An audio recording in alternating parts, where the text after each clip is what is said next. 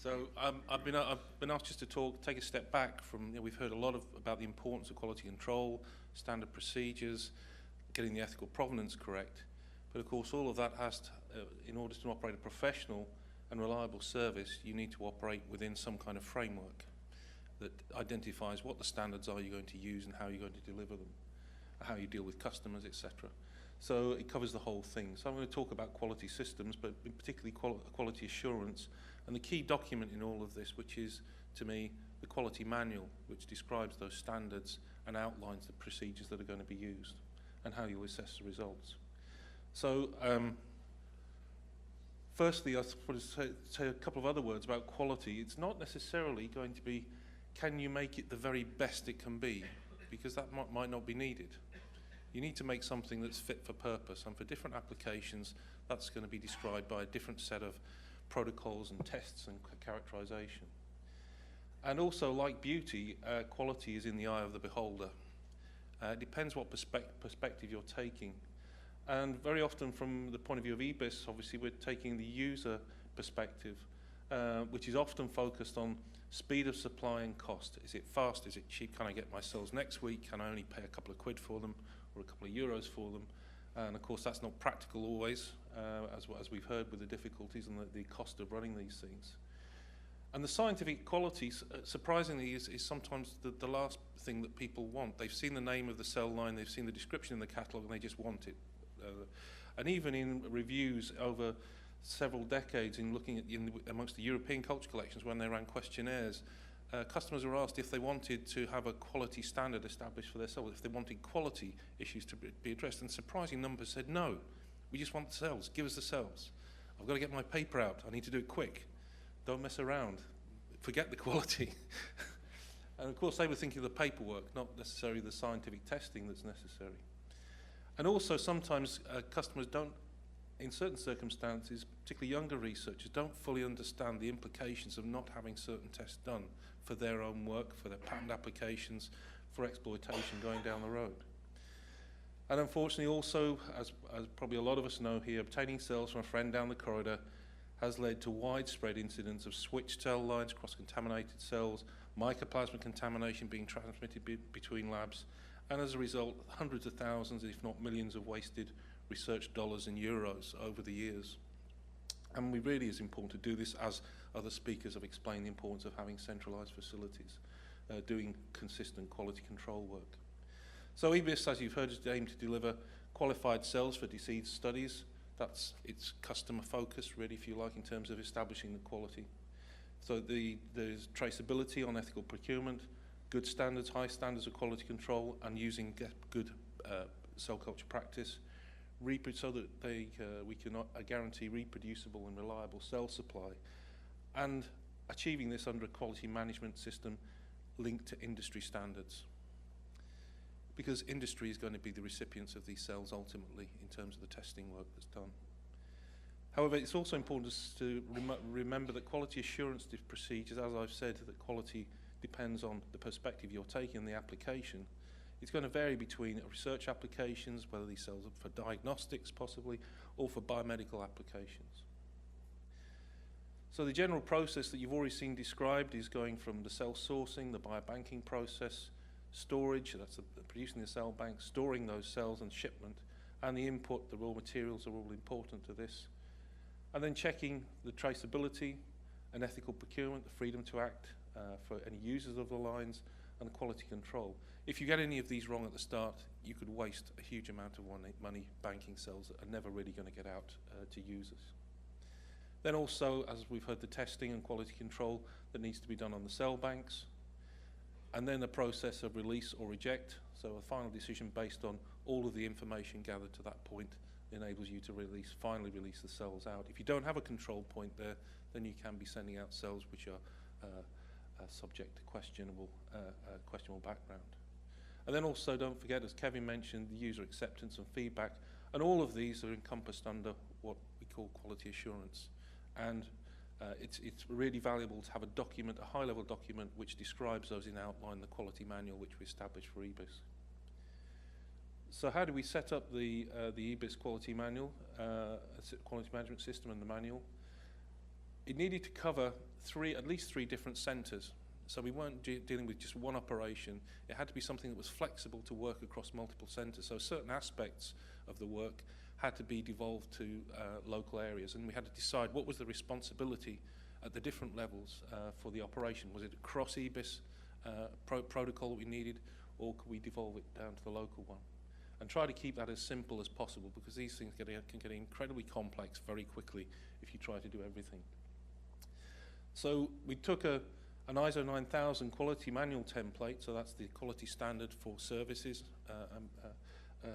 that's a generic industry standard, and that would also enable future accreditation to that standard if it was applicable, but also, in addition to that, would enable translation to some other quality standards which are similar, like the ISO 17025 or the 13485 for medical devices.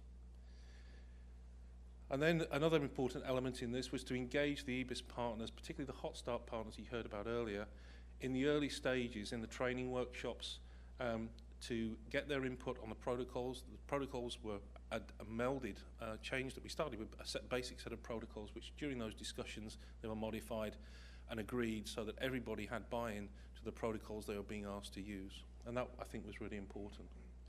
And then later on, once we'd established the quality manual to go across the sites that were involved, Jane Lukey from Roslin Sells took the quality manual around to the various groups just to make sure that it did fit and it was working for them. In parallel to this, and something which has been quite important because it's actually thrown up some new data on these cells, as Ola just mentioned, is the program of quality control development that we had in place. So we didn't just have a lab which did a standard set of tests that were accepted and go with that. We were trying to improve what was available to people using stem cells. And as you've heard, that was largely work done by Ulrich Shea and Charlotte Chapman, who are here today. Another important element was engaging with the international community, and EBiSC was very active over the years in the International Stem Cell Banking Initiative workshops. This is a group which, if you've not heard of them, bring together more than 20 countries on a fairly regular basis at annual meetings to discuss common issues in the stem cell banking area. And it's not just stem cell banks, regulators come along and expert scientists from something called a similar organisation called the International Stem Cell Initiative run by Peter Andrews, which has focused on a number of scientific characterization standard approaches in recent years.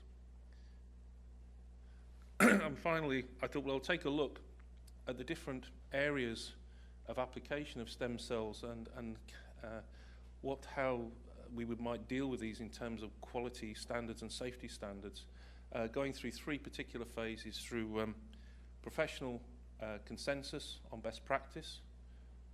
So this is scientific professional consensus, regulatory guidance developed by regulators and policy makers to help people working in the area to comply with the regulation, and finally, obviously, the law, the regulation as it's implemented from the law. Now, I've looked here at research, diagnostics, use of cells in diagnostics, in vitro testing, manufacturing of cell-derived products, so things like vaccines and biotherapeutics, and finally, the cell therapies where the cells end up as the medicine itself. Not really time to go through all of these legal and regulatory documents, but I thought I'd just pick out on one or two. But the first thing to say is that they're all slightly different. It's not that easy just to translate directly from research to a cell-based therapy.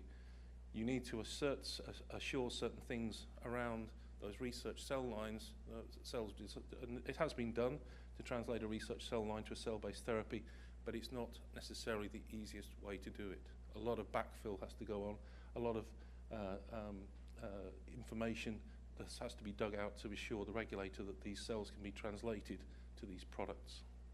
So just to summarize very quickly, one area where there is some commonality between these different applications is something which came out of the toxicology area in the 1990s, 80s and 90s, and that was an agreement on a set of 6 principles of best practice for cell culture. And this works across different cell cultures, types, different applications. So it's a fundamental consensus published by Sandra Kirker et al. In 2005, which is well worth referencing, is still relevant today. Secondly was the interaction that EBiSC has had with the International Stem Cell Banking Initiative, and Kevin mentioned the consensus document on banking human ES cells, which was published in 2010. And even though it's before EBiSC started, members of Rosin Cells and other people here in the room were involved in developing that document. Again, principles of best practice for banking human ES cells. There was also involvement from the ICBI in the WHO document on evaluation of cell substrates for vaccine and biotherapeutics manufacture. That was published in 2010, and there's a section that was drafted by the ICBI group on use of stem cells for manufacture. And then finally, the one that Kevin mentioned, and EBiSC has been active in again, is a consensus on principles of best practice for developing human pluripotent stem cells for clinical application, both IPS and ES. And a number of people in the audience here again were involved directly in the authorship for that paper. So this has been quite an important way of interacting with the community, and hopefully that will continue. The other thing is to mention some new documents on the way through in terms of regulatory guidance, some of which will be effectively, we're very close to the regulation. One of them is an OECD document on good in vitro methods practice, which looks very broadly at development of in vitro method assays and also how to validate them, particularly for toxicology work. And an annex to that will be a revision of the good cell culture practice document, GCCP2, which is under development at the moment. Also, there's an activity called ISO TC150, which is the biotechnology group of the International Standards Organization, producing standards for cell culture work, cell enumeration, etc. And another one, there are developments within the International Conference on Harmonization, so between Japan, Europe and US, agreed complementary standards on cell therapy development. That's just beginning, I think. And also now something which is now quite advanced, which is the ISO TC276 group, which has 3 themes, one of which is on bioprocessing for cell therapies, and another one on biobanking, which will be important for EBiSC in the future, I think. So just to conclude, I think adopting recognized standards, international standards, has helped EBiSC to be a robust and reputable resource which is relevant to industrial applications.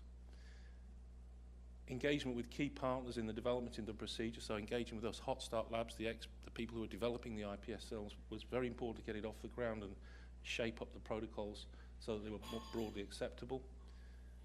I think now the EBiSC partnership in its broadest sense, and quite a number of those 26 partners you heard about, are well equipped now to contribute to training in biobanking, and hopefully the EBiSC partnership will live on to do good work in that area. And then there are also new developments. I've mentioned the ISO TC27 group, which is now establishing a biobanking standard, and that's been discussed at the ICBI meetings.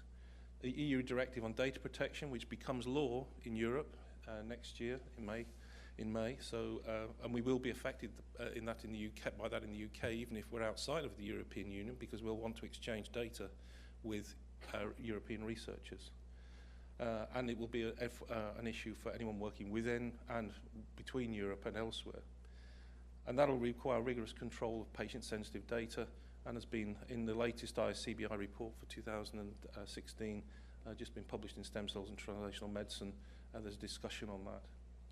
And then I think it's also important that EBiSC maintains ongoing engagement with stem cell banking community. The ICBI workshops have been a good forum for that, and hopefully ECAC and others who have already been to some of those meetings will continue that interaction. There's one planned for the ISSCR meeting in 2018. The other thing, I think we've got some good people in the audience here who could talk about the development of clinical grade IPS cell lines, or human ES cell lines in particular, and that's Professor Jack Price, who will be chairing tomorrow, and also Elsa Branches, Al Roche and Charlotte Chapman are all representing the bank here today. So please talk to them for more hands-on experience in developing clinical grade human pluripotent stem cell lines.